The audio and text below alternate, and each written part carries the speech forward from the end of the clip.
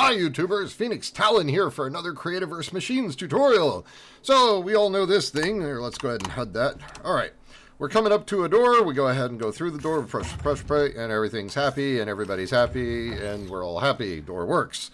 But lately in multiplayer, and sometimes in single player, we've been having issues with the pressure plates that they don't activate. You go ahead and step on them, and sometimes they do this, and sometimes nothing happens, or sometimes they don't do anything at all. You stand on it, you stand on it, you stand on it, and it doesn't even glow.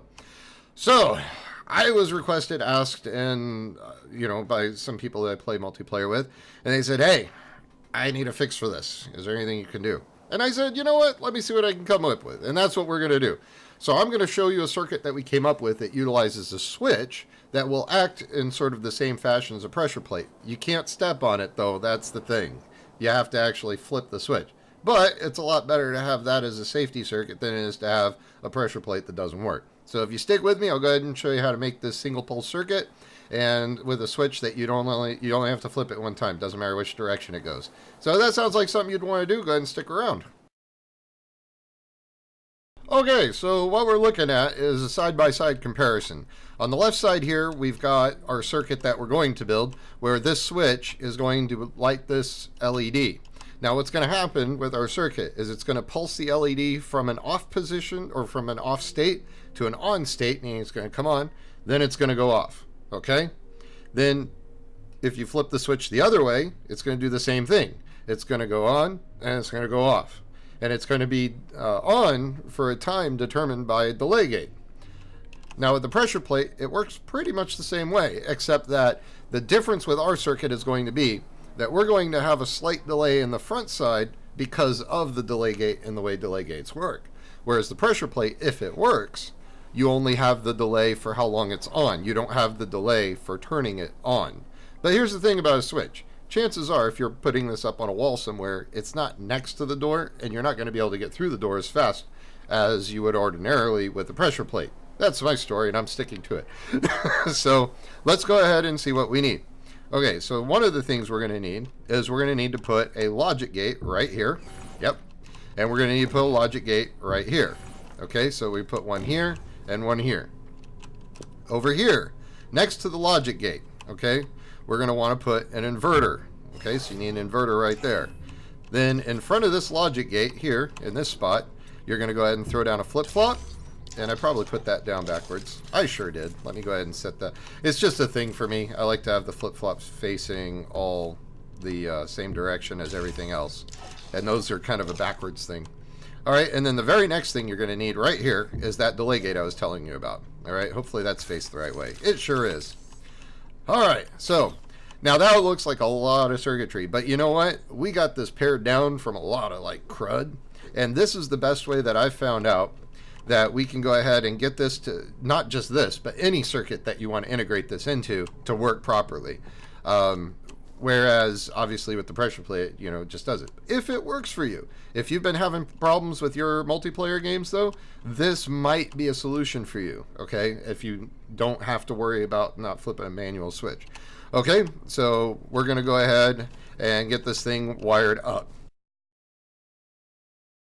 Okay, we're gonna go ahead and start the wiring now. Now I'm not gonna lie to you, this next part is kind of difficult. So I wrote it down because this wiring is a little weird. And it doesn't go kind of linear like we would normally like to think of our wiring things. And it's starting to get dark here, so this is the perfect time to do wiring. Okay, so from the switch, we're going to go to two different places. First off, we're going to come over here to this, which we need to make this, the gate. We need to make this an OR gate. So make that an OR gate. All right. Then this is also going to go to the inverter. Okay, then the inverter is going to send its signal over back into this OR gate. All right, let me go ahead and tell you what's going on here. So this switch is going to send out, right now, is sending out a false signal to the OR gate. It's also sending a false signal to the inverter. The inverter is inverting, is changing the signal to true. So it's outputting true to that, going to give the true signal to the other side of the OR gate. So the OR gate is getting a false and a true. That's an OR condition, so it's going to output a true. When you flip the switch the other direction, it will get a true input on this side, and it will invert that true signal here to give it a false and give this a false, which is also an OR condition. So what you're ending up with is a false true where it is now. You flip the switch, it's going to give it a true false. Okay? Both conditions of those are going to be true. So you're going to get a true output here. So there you go. So that's that part. Now, you're saying, well, why would you want to do that? Well, trust me, there's a reason you always want this true output, and we're going to get to that. So this OR is going to go ahead and send out to the flip-flop. Okay? See how this goes. It's going right to the flip-flop. Okay? Got that. That's part of it. This other, we're going to have to pull it out again, and we need to go out to this AND gate. Okay? So this needs to be an AND gate out here. All right? If it's not, click AND. Excellent. Okay, so the OR gate outputs to the flip-flop and to the AND gate. All right, excellent. All right, the next thing we got to do is this flip-flop has got to output to the clock. All right, so we're outputting to the clock or the delay gate, which let's go ahead and set our delay for 1.5. All right, just so that we can. All right, then this clock, you're going to love this, is going to have to go to this one. Sorry. I had to think about it. Here. And, oops. Let me stop that. All right. Let me go ahead and redo that part because I didn't want an output yet. I got to show you this part. This is kind of tricky. Why aren't you highlighting? There we go. If you do anything like that, you can just delete it, hit save, and it should be gone. Pull this right here, this one. That's why we did this first. Pull from the gate the output here, or the input from the OR gate, and bring that to the send of the delay gate. I know it seems a little backwards, but you need this this naming convention here. So when you do that, it does, and you see how it links out. Now, if you'll notice, the clock is actually going back into the flip-flop. You want that. You want that to happen. All right. So that was like a little trick of getting those three to mix. All right. You want this. Okay. Now, the other part of this is you need the output of the flip-flop to go here to this receive of the AND gate. So we'll go here. This is why I wrote this down, people, because this is complicated. All right, so let's do this one more time. All right, I mean, let's look at it one more time. From the switch, you're going to go here to one input of the OR gate. The other part of this switch is going to the inverter. The inverter is going to output to the other input of the OR gate. Okay, so there we go. We've got our two inputs for the OR gate. The OR gate is going to output, you have to do it this way, to this AND gate. Okay? The other is going to go to the flip-flop. Then you take the receive that you just did, bring it over here to the delay gate, to the send of the delay gate. Take the output of the flip-flop, bring it over to the receive of the delay gate, and then take the flip-flop output again and bring it to the other AND of the AND gate. All right, now, if we take this, the send of this AND gate, and put it to the LED, should be off. All right, now, let's go ahead and change this because we want it to be green because we did it awesomely. Can't interact to false. For the pressure plate, 1.5 seconds. Bring the output to this. Bring this to red because we're used to them not working all the time. Now, the moment of truth. Step on the pressure plate. It works. We get off. 1.5 second delay. It goes off. Flip the switch. It goes on. 1.5 seconds later, it goes off. Flip the switch again. 1.5 seconds. 1.5 seconds. There you go. That's it. Complicated, yes. But it works fantastically. All right, you can flip it as many times as you want, and it works great. Flip it again, it works great again. That's it. You can flip it mid-on if you want, because you change your mind. It won't work. That's fine. Flip it while it's doing its thing. It'll just stay on a little longer. It's fine. You can't break this circuit. And then somebody's back there saying, oh, I can break anything. Okay, go ahead. If you do it wrong, you break it. But needless to say, this is how it works. All right, so let's go ahead and wire this in to an actual like door. Well, you already see how it works. So let's go ahead and wire this part into the door. So what we're going to do is we're going to go ahead and let's say this side works. And this is the side that doesn't. So we'll hit K to remove that. Hit K to remove that. And we'll bring this all the way over here to that one. Okay? So we step on pressure plate. Doesn't work. Come on this side, step on it. Door works. Excellent. Let's go ahead and flip the switch so we can get through the door. There it is. Door closes. Flip it the other way. Door opens. Door closes. There you go. So now it's actually wired into the door circuit. So there you go. It's not hard, really. It's just complicated. It's just overly complicated. All right, so that's how this works. So we'll go ahead and I'll come back with some final thoughts on this circuit, and we'll talk about why we came up with this. Okay, so I'll be right back.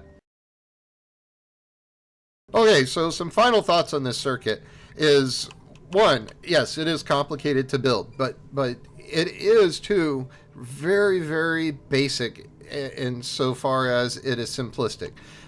What we're doing here is we're sending this true signal out to here when it's out here right now, okay? And we're also sending this false signal. Now, what you've got to understand about the game is we're just trying to get a pulse, okay? That's all we're trying to do.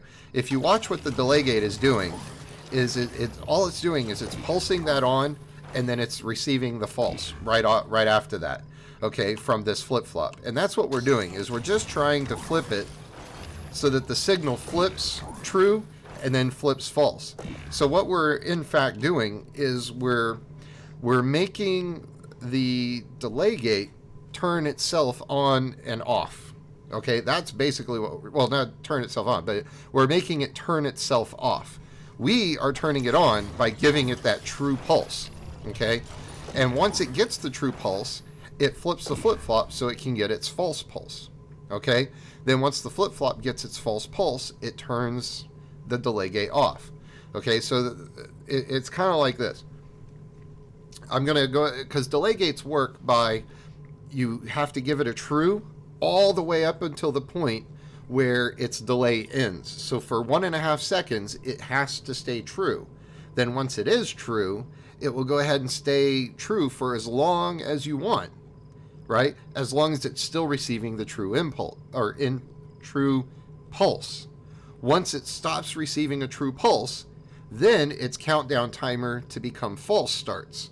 So after that countdown timer ends, then it will be in a false state. And that's what we're doing. We're using that to get that first true pulse. Then once it is fully true, it flips the flip-flop back over so that now we're getting a false pulse back to the delay gate. And then the delay gate comes back around and says, okay, I'm false. Which is why when you go ahead and flip this on, and it's on, I can flip it again, and I can keep flipping it. Oh, I'm trying anyway. There we go. Oh, I almost had it. But I can almost keep flipping it. Here, if I make this faster or slower, I bet I can do it. I'm just not quick enough. That's what it is. Come on, stay. Yeah, I can't do it. I'm not good enough. You got to get it just right, and I'm not good enough. But there is a way that you can get it to where you could probably keep this on indefinitely. But I'm not that good.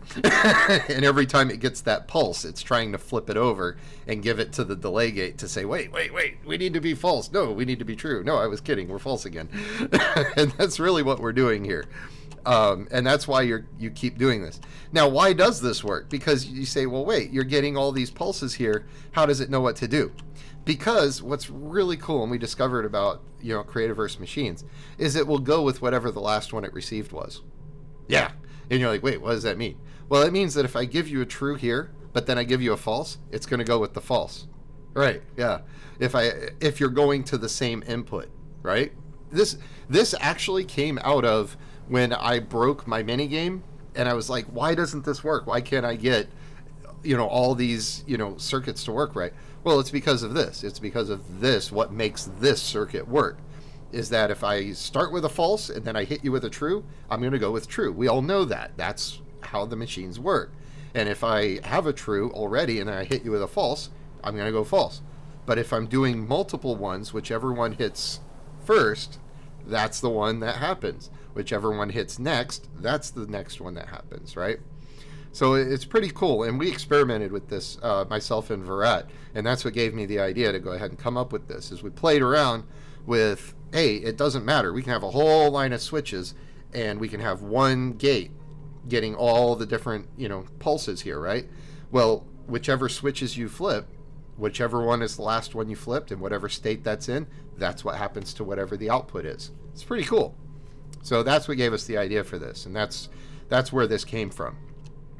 And because we needed something that would go ahead and turn it on, and then turn it off, and then turn it on, and then turn it... Wait. Oh, because it hadn't finished. There we go. Turn it on, turn it off, turn it on, turn it off. We needed that pulse to be just like this, where we go on and then go off. That's what we needed, because a lot of us have these doors that we can't get in and out of people's places, like our friends' places when we're online.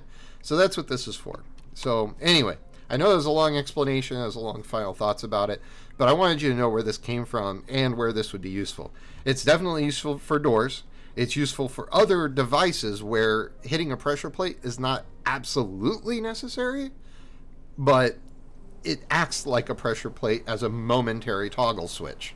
Okay? So that's pretty much what this is. It's a momentary toggle switch, really. But it's not spring-loaded, and it doesn't matter which direction it's facing. So there you go. So think of it like that. And anyway, I hope you enjoyed this tutorial. I hope it made sense to you. If it did not, if this was really complicated, please let me know. Maybe I can draw out my drawing and post it somewhere. I don't know. My drawing is terrible anyway. But anyway, I had to draw it out because I was like, oh, I don't get it. But I'll leave this up here in this world, and I'm over in the multiplayer world most of the time anyway. So come over and say hi and talk to me, and I'll try to work it out with you and see if we can get this to work for you in your world. Okay, so I appreciate you watching. Thank you again for your support, and until the next episode, peace.